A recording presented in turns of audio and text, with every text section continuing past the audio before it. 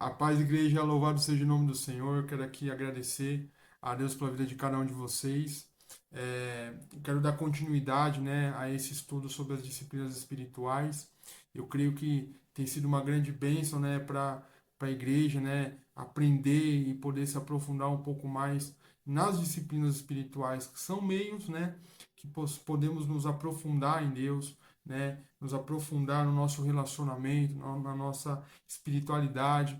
E como o Gladson bem disse nos primeiros vídeos, né, as disciplinas são meios, né, de nós acessarmos, né, através da graça do Senhor, né, por essas ferramentas, né, vamos dizer assim, aquilo que Deus tem para nós como igreja e como filhos queridos que ele nos tem. E a confissão ela é fundamental na nossa caminhada com Cristo, fundamental para o nosso relacionamento com o Pai e com os irmãos, para que possamos ter uma comunhão plena e verdadeira, sem divisões, sem mágoas, sem nenhum tipo de ferida na alma e nem no espírito.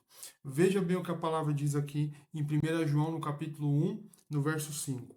Ora, a mensagem que da parte dele temos ouvido e vos anunciamos é esta: que Deus é luz, e não há nele treva nenhuma. Se dissermos que mantemos comunhão com ele e andarmos nas trevas, mentimos e não praticamos a verdade.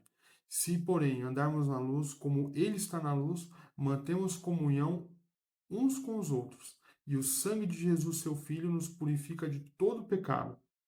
Aqui você pode perceber que João está dando muita ênfase à santidade e à pureza de Deus, em contraste com a treva e pecado do homem. João ele deixa claro que por mais que uma pessoa diga que tem comunhão com Deus, que está unido com Deus, andando, caminhando em plenitude com Deus, se essa pessoa está em trevas, é ilusão, é mentira. Essa pessoa está enganada, enganando a si mesmo e passando para as outras pessoas uma impressão que não é verdadeira. Porque a palavra diz que a única forma de nós termos comunhão com Deus e comunhão plena com os irmãos é literalmente andando na luz.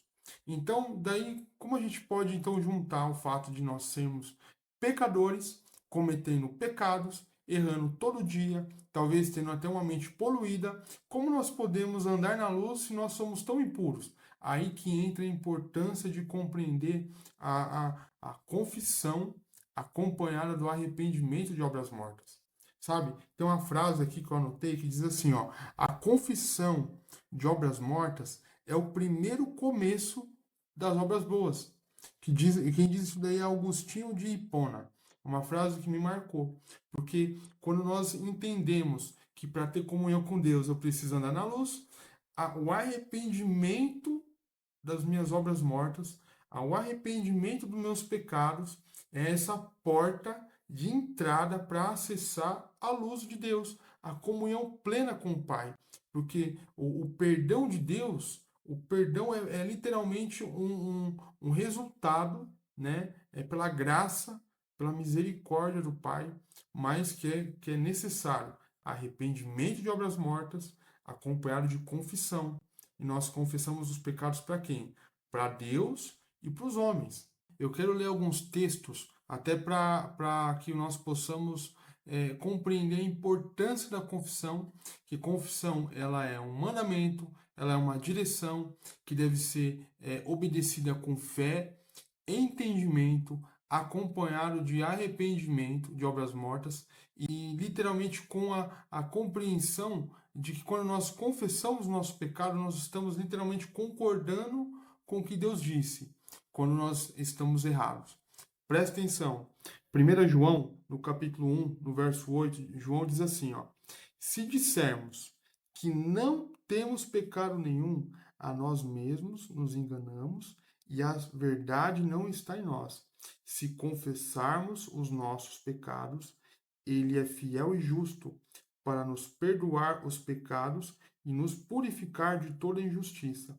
Se dissermos que não temos cometido pecado, fazemo-lo mentiroso, e a sua palavra não está em nós. Presta atenção no que João está dizendo aqui, ó. João está dizendo: se nós dissermos que não temos cometido nenhum pecado, nós estamos enganando a nós mesmos. Por que João está dizendo isso? Porque é simples. nós não somos pecadores porque nós cometemos pecados. Não. Nós somos pecadores porque já nascemos pecadores. A nossa natureza, ela é pecadora. Você entendeu? Parece a mesma coisa, mas não é. Se eu disser que eu sou pecador porque eu cometo pecado, eu estou dizendo assim, ó, eu sou uma pessoa boa. O problema é o que eu faço de errado. Mas na verdade, a palavra nos diz o seguinte, totalmente o contrário. Nós somos pecadores, somos maus, porque já nascemos pecadores, já nascemos com essa natureza mal. Nós nascemos na descendência de Adão, herdamos a semelhança de Adão pecadora. Então, se nós dissermos que nós não temos cometido pecado nenhum, nós estamos nos enganando. Mas, se confessarmos os nossos pecados, ele é fiel e justo para nos perdoar os pecados cometidos e nos purificar de toda injustiça. Ou seja, presta atenção no que eu estou dizendo. Deus ele nos ama e o amor dele é incondicional. Não existe nada que eu e você possa fazer para Deus nos amar mais e também não tem o que a gente possa fazer para ele nos amar menos. Ele simplesmente nos ama na mesma proporção. Agora aqui, o perdão, ele é condicional ao arrependimento e à confissão. Se uma pessoa não se arrepende, essa pessoa e não confessa o seu pecado, ela não recebe o perdão. Porque sem o arrependimento e sem a confissão, Deus não libera o perdão. Porque a pessoa não enxerga que está errado. Você está entendendo o que eu estou falando? Se eu não reconheço que eu fiz algo de errado, que eu tenho culpa diante de Deus por conta do meu pecado, do que ele vai perdoar se eu não estou pedindo perdão para ele? Se eu não estou confessando, ó, eu errei. Entendeu? Como você vai perdoar alguém que não chega para você e fala, olha, eu errei? É isso aqui, queridos. Com esse exercício de humildade, que na verdade a confissão também é um exercício de humildade. A confissão ela é importante para o nosso processo de santificação, porque nós não podemos reter nada de ruim.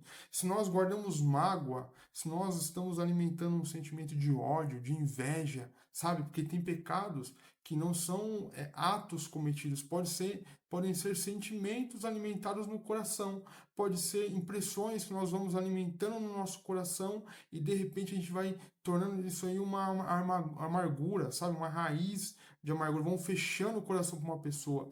Pode ser uma fofoca que a gente está dizendo, disseminando, difamando alguém. Olha que coisa, né? Então, assim, se nós não confessarmos isso daí, nós não nos arrependemos, nós não vamos receber o perdão. Mas quando entendemos, sabe, a importância dessa disciplina, o quanto ela é importante, sabe, para a nossa santificação, para que possamos crescer e nos parecer com Cristo, com sua imagem e semelhança santa e perfeita, caminhando na luz, mantendo comunhão plena com o Pai.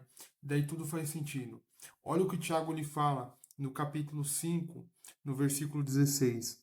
Confessai, pois, os vossos pecados uns aos outros, e orai uns pelos outros, para seres curados. Muito pode, por sua eficácia, a súplica do justo.